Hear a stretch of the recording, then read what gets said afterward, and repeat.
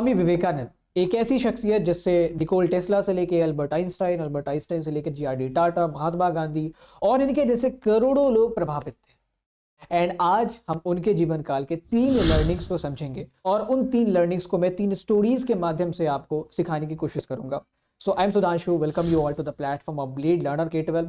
And चूंकि स्वामी विवेकानंद के बारे में वीडियो होने वाली है तो I will just give your homework. Comment box में मुझे बताओ कि स्वामी विवेकानंद का बचपन का नाम क्या था, what was his child name. अब पहली कहानी से इस वीडियो को शुरू करते हैं। तो पहली कहानी शुरू होती है 1893 से। स्वामी विवेकानंद शिकागो के वर्ल्ड फेयर में जाते हैं एंड वहां पे उन्होंने स्पीच दी, जिससे हजारों लोग जो वहां पे मौजूद थे वो बहुत प्रभावित हुए और लोग उनसे मिलने आने लगे। उसी कारवां में एक 13 साल का बच्चा भी आया जो बड़ा कमजोर था, physically he was very weak.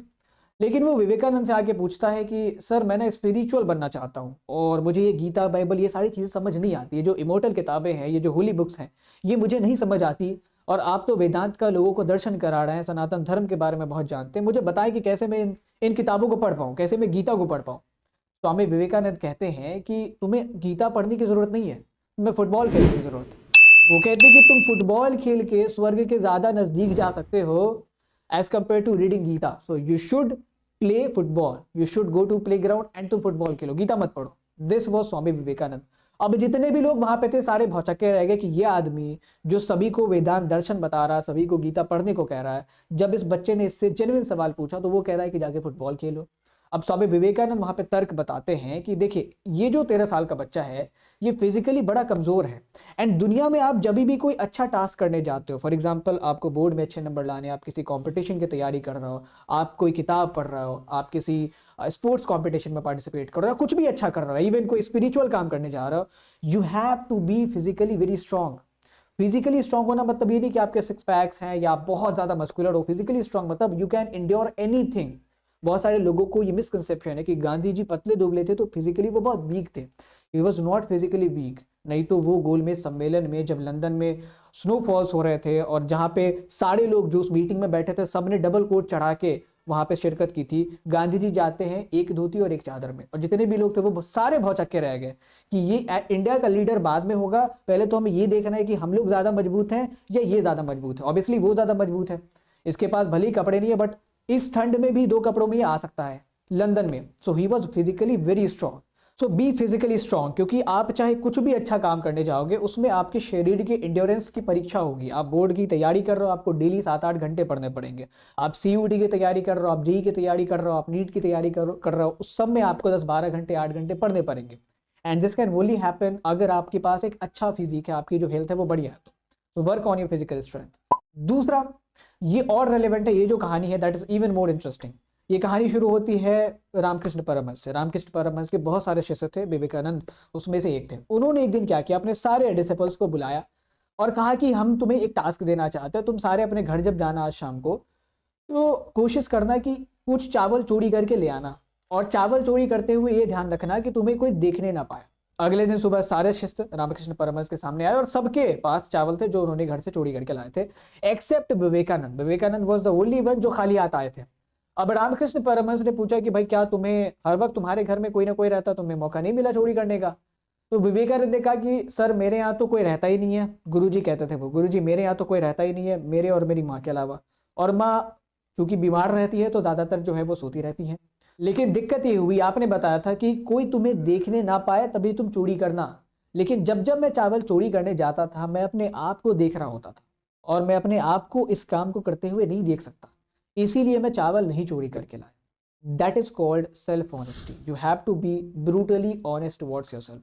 अगर आप अभी केवल रील्स देखते हो, केवल म्यूजिक की वीडियोस और जो ट्रेंडिंग चीजें हैं, रोस्टिंग है, वो सारी चीजें देखते हो, यू कैन नॉट एक्सपेक्ट कि आपके 95+, 90+ बोर्ड्स में आ रहे होंगे कि JEE, नीट, CUT जैसे एग्जाम आप क्रैक करोगे। So in order to succeed in life you have to be brutally honest. आप कहाँ कहाँ गलती कर रहे हो, आप में क्या कमियां हैं, आपको पता होनी चाहिए, तभी तो आप उस पर काम करके आगे बढ़ सकते हो। सो ब्रूटली ऑनेस्ट होने से 2 फायदे हैं। एक, आप अपनी कमियों पे काम करके आप उसे इंप्रूव कर सकते हो, लाइफ में सक्सीड हो सकते हो। और दूसरा, कभी भी आप फेल होते हो तो आप उसे एक्सेप्ट कर पाओगे। आपको पता है कि यार मुझे जो 65% आए वो इसलिए आए क्योंकि मैंने सारी जो इस 12 महीने का पीरियड है वो केवल रील्स देखा है और PUBG वगैरह खेला है। तो कहाँ से मेरे 95 आ सकते थे, कहाँ से 85 आ सकते थे? So this is what I deserve. तो ब्रूटली ऑनेस्ट होना is something which I see lacking in this generation. Try to be honest to yourself. तीसरी चीज, ये भी बड़ी इंटरेस्टिंग कहानी है कि स्वामी विवेकानंद के घर में जो था एक बगीचा था, उसमें एक पेड़ था. वहां पे ये और इनके जितने दोस्त थे वो खेला करते थे और कभी कभी ये पेड़ पे उछल कूद करके थोड़ी बहुत कसरत भी कर लिया करते थे. एक बार एक बुजुर्ग वहां से गुजरता है और उन्होंने देखा कि ये जो बड़ा सा पेड़ है इसमें ये 7-8 साल के बच्चे खेलते हैं, कहीं ये गिर जाएंगे तो किसी के हाथ पैर टूट सकती है, हड्डी टूट सकती है. तो उन्होंने इन बच्चों को रोकने की कोशिश की और उन्होंने कहा कि इस पेड़ पे तुम लोग मत खेला करो.